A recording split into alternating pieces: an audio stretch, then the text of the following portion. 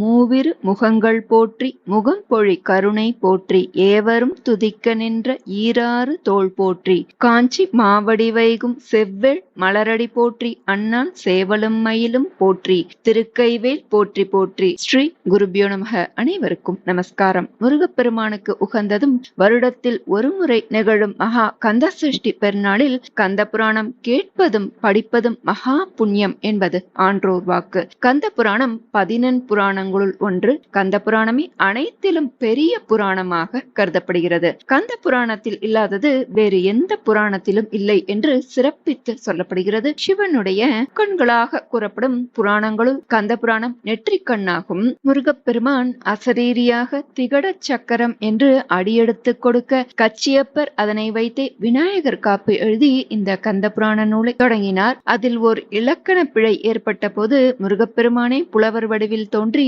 அதற்கும் விளக்கம் அளித்து சரி செய்தார் என்பதாக சொல்லப்படுகிறது. நாம் கந்த புராணத்தை இந்த நன்னாளில் மிக எளிய வடிவில் பார்க்கலாம். படைக்கும் கடவுள் பிரம்மா, அவருக்கு தக்ஷன், காஷ்யபன் 2 புதல்வர்கள். தக்ஷன் சிவபெருமானை நோக்கி தவம் புரிந்து பல வரங்களை பெற்றார். சிவபெருமானுக்கே மாமனாராகி அகந்தை காரணமாக இறுதியில் சிவனால் உருவாக்கப்பட்ட வீரபத்ரரால் கொல்லப்பட்டான். தக்ஷனே அடுத்த பிறவியில் சூரபத்மனாக பிறந்தான். தக்ஷனது மகள் தாக்ஷாயினி எனும் பார்வதி அவரது புதல்வர் முருகப்பெருமான். இதுபடி பார்த்தால் முருகனுக்கு சூரபத்மன் தாத்தா உறவு வருகிறது. அடுத்து காஷ்யபர் கடும் தவம் புரிந்து சிவபெருமானிடம் பல வரங்களை பெற்றார். ஒரு நாள் அசுரகுரு சுக்ராச்சாரியாரால் ஏவப்பட்ட மாயா என்ற பெண்ணின் அழகில் மயங்கி தான் பெற்ற தவ வலிமையை இழந்தார். அதைத் தொடர்ந்து காஷ்யபரும் மாயா என்ற அந்த அசுர பெண்ணும் முதலாம் சாமத்தில் மனித உருவத்தில் இணைந்து மனித தலையுடைய சூரபத்மனையும், 2ஆம் சாமத்தில் சிங்க உருவில் இணைந்து சிங்க முகமுடைய சிங்கனும், 3ஆம் சாமத்தில் யானை உருவில் இணைந்து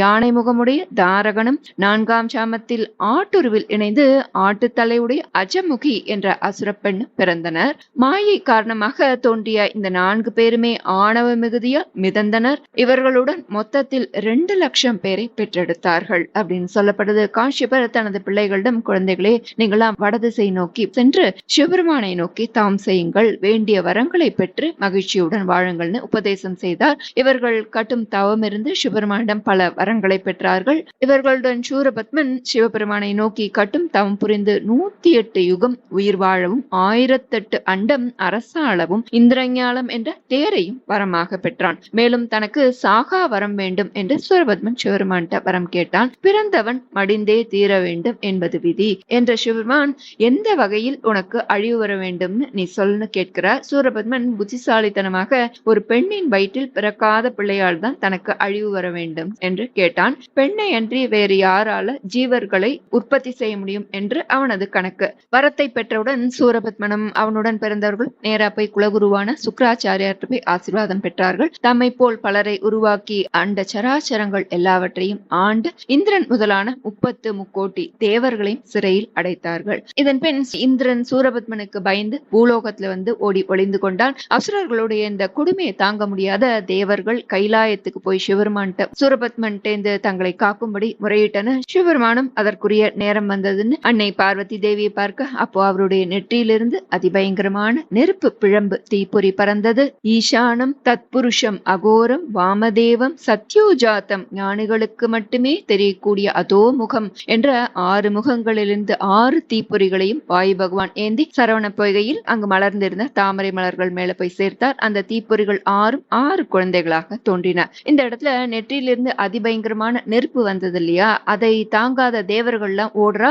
ஏன் அன்னை பார்வதியும் கூட அந்த நெருப்பு ஜுவாலையை தாங்காம ஓடுறா. அப்போ பார்வதி அன்னையின் பாத சிலம்புகள்ல இருந்த நவரத்னங்கள்லாம் தெரித்து விழருது. அந்த நவரத்னங்கள்ல இருந்து நவ தேவியர்கள் உருவாக்கினார்கள். அவர்களை பின்னால சிவபெருமானின் அருளால் நவகாளிகள் என்று அழைக்கப்பட்டு எல்லை தெய்வங்களாக இருக்கின்றனர். அந்த நவகாளிகளிடமிருந்து வீரபாகு முதலிய 9 லட்ச தேவ வீரர்கள் தோன்றினார்கள் என்பது புராணம். இப்போ இந்த தீப்பொறிகள்ல இருந்து 6 குழந்தைகள் தோன்றினார்கள் பார்த்தோம் இல்லையா, அந்த 6 குழந்தைகளையும் 6 கார்த்திகை பெண்கள் பாலூட்டி சீராட்டி வளர்த்தார்கள். இந்த 6 திருமுகங்களும் ஞானம், ஐஸ்வர்யம், அழகு, வீரியம், வைராகியம் புகழ்ந்த 6 குணங்களை குறிக்கிறது. பிரணவ ஸ்வரூபியான முருகப்பெருமானிடம் காக்கும் கடவுள் விஷ்ணு, அழிக்கும் கடவுள் ருத்ரன், படைக்கும் கடவுள் பிரம்மா ஆகிய மும்மூர்த்திகளும் அடங்குவார்கள். மேலும் முருகப்பெருமான் சிவாக்னியில் தோன்றியவராக உடையவராதலால் ஆறுமுகமே சிவம், சிவமே ஆறுமுகம். இந்த 6 குழந்தைகளையும் பார்வதி அன்புடன் கட்டி அணைத்தாள். அவர்கள் ஒரு மேனியாக வடிவம் கொண்டார்கள். 6 முகங்கள், 2 கரங்களுடன் முருகப்பெருமான் தோன்றினார். இந்த திருவுருவை பெற்றதால் ஆறுமுக சுவாமி என்ற பெயர் முருகப்பெருமானுக்கு ஏற்பட்டது. அத்துடன் இந்த 6 குழந்தைகளையும் பார்வதி ஒரே குழந்தையாக ஸ்கந்தம்னா சேர்த்தல் அப்படி செய்ததுனால முருகப்பெருமான் ஸ்கந்த பெருமான் என்று அழைக்கப்பட்டார். முருகன் என்றால் அழகன், முருகு என்றால் அழகு. கோட்டி மன்மதர்களை விட அழகாக இருந்தான் முருகன். முருகப்பெருமான் தேவகுரு பிரகஸ்பதி மூலம் அசுரர்களின் வரலாற்றை எல்லாம் அறிந்து கொண்டார். திருக்கரத்தில் வேலேந்தி கொண்டு முருகப்பெருமான், இந்திராதி தேவர்களே, நீங்களா அசுரர்களுக்கு கொஞ்சமும் அஞ்ச தேவையில்லை. 5 முகம் தோன்றும் போது இந்த 6 முகத்தை எண்ணுங்கள். உங்களுடைய குறைகளை சீக்கிரமே போக்கி அருள் செய்வதே எனது வேலைன்னு சொல்றார். அசுரர்களை அழிக்க நினைத்த முருகன் முதல்ல சிங்கமுகன், தாரகாசுரன், அவன் மகன் என எல்லா சேனைகளையும் 5 நாட்கள்ல அழித்தார். 6வது நாள் எஞ்சியவன் சூரபத்மன் தான். தனது சேனை தலைவரான வீரபாகுவை சூரபத்மன் தூதனுப்பி அவனை திருந்தும்படி எச்சரித்தார். ஆனால் சூரபத்மன், பாலகன் முருகனா எனக்கு எதிரி, யார் வந்தாலும் சரி இந்திராதி தேவர்களை காக்க யாராலும் முடியாதுன்னு வீராவேசமாக பேசுறான். உடனே பிரம்மா, விஷ்ணு, சிவன் ஆகிய மும்மூர்த்திகளும் முருகப்பெருமான சூரனுடன் போர் புரிய அனுப்பி வைத்தார்கள். சூரனோ கடலின் நடுவில் வீரமகேந்திரபுரி அப்படின்ற பட்டணத்தை எழுப்பி அங்க வச்சுன்னு வந்தான். அங்கே போறது அவ்வளவு சாதாரண விஷயம் இல்ல. ஆனால் உலகால வந்தவன் இல்லையா முருகன், அவனுக்கு இது சாதாரண விஷயம் தானே. அவர் எளிதில் அந்த நகரத்தை அடைந்தார். சூரன் அவரை பார்த்து ஏளனமா சிரிச்சானா. ஏ சிறுவனே, நீயா என்ன கொல்ல வந்தாய்? நீ பச்சை பிள்ளைப்பா, அவனை பார்த்தாலே பரிதாபமா இருக்கு பாலகா, நீங்க நிக்காத, ஓடிப்போ அப்படின்னு சொல்லி பரிகாசம் செய்தான். முருகனோ அசரல. தொடர்ந்து அவனும் தன்னுடைய உருவத்தை பெருசாக்கி அவரை பயமுறுத்தினான். அதன் மேல முருகப்பெருமான் சக்தி வாய்ந்த 7 பானங்களை எய்தார். உடனே அவன் மகா சமுத்திரமாக உருமாறினான். மிகப்பெரிய அலைகளோட முருகனை பயமுறுத்தி பார்த்தான். உடனே 100 அக்னி அம்புகளை கடல் மேல ஏவினார் முருகப்பெருமான். கடல் பயந்து பின் வாங்கியது. இருந்தாலும் முருகனை கொல்லணும் அப்படின்ற எண்ணம் சூரனுக்கு துளி கூட வரவே இல்லை. காரணம், அவன் ஒரு சின்ன சிறுவனை கொல்றது தன்னுடைய வீரத்துக்கு இழுக்கு, அது பாபம்னு அவன் நினைத்தான். அந்த கல்லுக்குள்ளும் இருந்த ஈரத்தை கண்டுதான் கருணாமூர்த்தியான முருகப்பெருமான் அவனை கொல்லாமல் ஆட்கொள்ள முடிவெடுத்தார். தன்னுடைய விஸ்வரூபத்தை அவனுக்கு காட்டினார். அதை பார்த்த உடனே சூரனின் ஆணவம் மறைந்து ஞானம் பிறந்தது. முருகா, என்னுடைய ஆணவம் மறைந்தது. தெய்வமான உன்னுடைய கையினால் மடிவதையே நான் பாக்கியமாக கருதுகிறேன். உன்னை பயமுறுத்தவே நான் கடலாய் மாறினேன். அந்த கடலின் வடிவமாகவே நான் இங்கு தங்குகிறேன். உன்னை வணங்க வரும் பக்தர்கள்லாம் என்னில் நீராடியதுமே அவர்களது ஆணவம் நீங்கி உன்னுடைய திருவடியே கதி அப்படின்னு சரணமடையும் புத்தியை பெற வேண்டும் அப்படின்னு சொல்றான். முருகனும் அந்த வரத்தை அவனுக்கு அளித்தார். அதன் பிறகு தன்னுடைய ரூபத்தையும் சுருக்கி கொண்டு அவனது எண்ணத்தையும் மாற்றினார். சூரனுக்கு பழையபடி ஆணவம் தலை தூக்கியது. அவன் மாமரமாக மாறி அவரிடமிருந்து தப்ப முயன்றான். முருகப்பெருமான் தனது தாய் உமாதேவியிடம் ஆசி பெற்று வாங்கிய வேலாயுதத்தை மாமரத்தின் மேல விடுத்தார். நாகப்பட்டினம் மாவட்டம் சிக்கல் தளத்தில்தான் முருகப்பெருமான் தன் தாயிடம் இந்த வேலை பெற்றார். சிக்கலில் வேல் வாங்கி செந்தூரில் சூரசம்ஹாரம் என்பர். அது இந்த தினத்துல 5வது நாளில் தான் நடைபெறும். சஷ்டியின் 5ஆம் நாள் விழாவன்று இந்த வேல் வாங்கும் உற்சவம் மிக விமர்சையாக நடைபெறும். அந்த தினத்தில் முருகனுக்கு முகமெங்கும் வியர்வை துளிகள் அரும்பும் அந்த அதிசயத்தை பார்க்க காண கண்கோடி வேண்டும். வேல் பட்டதுமே மாமரம் 2ஆக பிளந்தது. அதன் ஒரு பாதி மயிலாகவும் மறுபாதியை சேவலாகவும் ஆட்டினார். முருகன் அந்த மயிலை தனது வாகனமாகவும் சேவலை கொடி சின்னமாகவும் ஆக்கி கொண்டார். சூரன் மாமரமான இடம் மாம்பாடு என்று அழைக்கப்படுகிறது. இன்றும் இங்கு மாமரம் தழைப்பதில்லை அப்படின்னு சொல்லப்படுது. பகைவனுக்கும் அருளும் பரம காருண்ய மூர்த்தியான அவர் சூரனை வதம் செய்யாமல் அவனை ஆட்கொண்டார். இந்த செயலால் வைதாரையும் வாழ வைப்பவன்ற சிறப்பு பெயரும் பெற்றார். இந்த புராணத்தில் ஞான வாசனை வீசுகின்றது. இதில் வரும் சூரபத்மன் ஆணவமலம், சிங்கமுகன் கண்மமலம், தாரகன் மாயாமலம், கந்தன் திருக்கைவேலோ ஞானம், ஞான பண்டிதனாகிய கந்தவேள் மும்மலங்களை அறுத்து ஆன்மாக்களாகிய தேவர்களை பந்தத்தினின்று விடுவித்தார் என்பதுதான் இந்த புராணத்தின் உட்பொருளாக சொல்லப்படுகிறது. இந்த சூரசம்ஹாரம் முடிந்த பின் முருகன் சிவ பூஜை செய்யணும்னு விருப்பப்பட்டார். அதற்காக கடற்கரையில் கட்டப்பட்ட கோவில் தான் திருச்செந்தூர் கோவில். இங்கு இங்கு மூலஸ்தானத்தின் பின்பகுதியில் முருகன் பூஜை செய்த சிவலிங்கத்தை காண முடியும். சூரசம்ஹாரத்தோடு விழா முடிவதில்லை. தேவர்களுக்கு முருகன் செய்த உதவிக்கு கைமாறாக இந்திரன் தனது மகள் தெய்வ யானையை முருகனுக்கு மனம் முடித்து வைத்தார். அதனால் மறுநாள் 7வது நாள் முருகன் தெய்வ யானை திருமண வைபவத்தோடுதான் விழா நிறைவு பெறுகிறது. வேல் என்றால் கொல்லும் ஆயுதம் அல்ல, அது ஆணவத்தை அழித்து நற்கதி தரும் பரமானந்தமான வழிபாட்டு பொருள். அதனால்தான் வேல்வேல் வெற்றிவேல் என்று முழங்குகின்றார்கள் பக்தர்கள். அந்த வேல் பிறவி துன்பத்தை அழித்து முருகனின் திருவடியில் நிரந்தரமாக வசிக்கும் முக்தி இன்பத்தை தரக்கூடியது.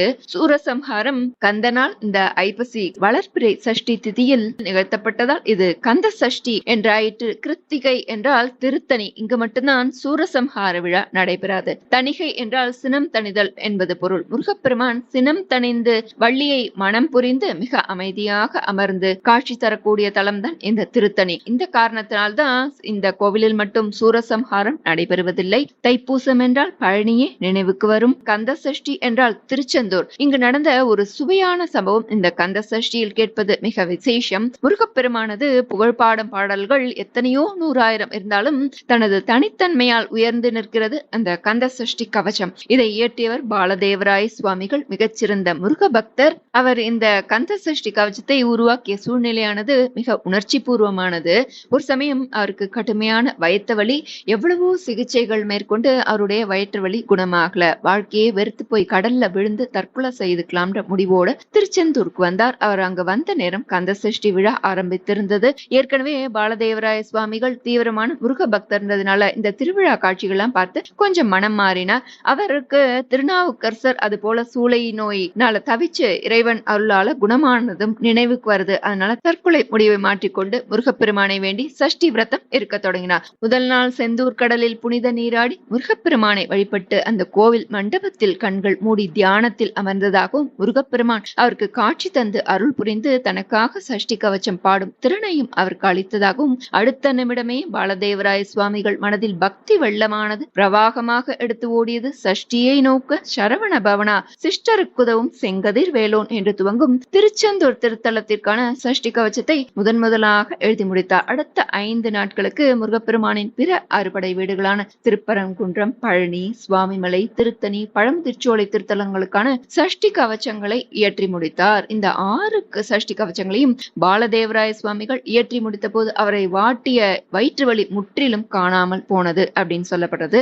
இது இன்னொரு விதமாகவும் சொல்லப்பட்டது. அதாவது கந்த சஷ்டி கவச்சத்தை பாலதேவராய சுவாமிகள் அரங்கேற்றிய தலம் ஈரோடு அருகில் உள்ள சென்னிமலை சுப்பிரமணிய சுவாமி திருக்கோவில். அதாவது இந்த சஷ்டி கவச்சத்தில் வரும் சிரகிரி வேலவன் என்னும் வரிகள் சென்னிமலை இறைவனை குறிப்பவை அப்படின்னு சொல்லப்படுறது. எதாக இருந்தாலும் நமக்கு கிடைத்தது கந்த சஷ்டி கவச்சம் என்ற பொன்னான நூல். இந்த சஷ்டி கவச்சத்தை இயற்றுவதற்காகவே தன்னை முருகப்பெருமான் சோதித்து திருவிளையாடல் புரிந்துள்ளார் என்பதை அறிந்தார் சுவாமிகள். மிகுந்த பரவசமானார். முருகப்பெருமானை ஆனந்த கூத்தாடி தொழுதார். திருவாச்சகத்திற்கு மனமுருகாதவர்கள் யாரும் இல்லை என்றால் சஷ்டி கவச்சத்திற்கு தங்கள் மனதை பறிகொடுக்காதவர்கள் யாரும் கிடையாது. அவ்வளவு சக்தி மிக்க வரிகள் கொண்டது சஷ்டி கவச்சம். பாம்பன் சுவாமிகளும் அடிக்கடி மனமுருகி இந்த கந்த சஷ்டி கவச்சத்தை பாராயணம் செய்து கொண்டிருப்பாராம். அப்படி ஒரு முறை பாராயணம் செய்து தானும் இதே போல் ஒரு கவச்ச நூலை முருகன் மீது பாட வேண்டும் என்ற ஆசை அவருக்குள் வந்தது. அப்படி அவர் பாடியதுதான் சண்முக கவச்சம். இந்த சண்முக கவச்சமும் கந்த சஷ்டி கவச்சம் போன்ற 6 கவச்சங்களை உள்ளடக்கியது என்பது குறிப்பிடத்தக்கது.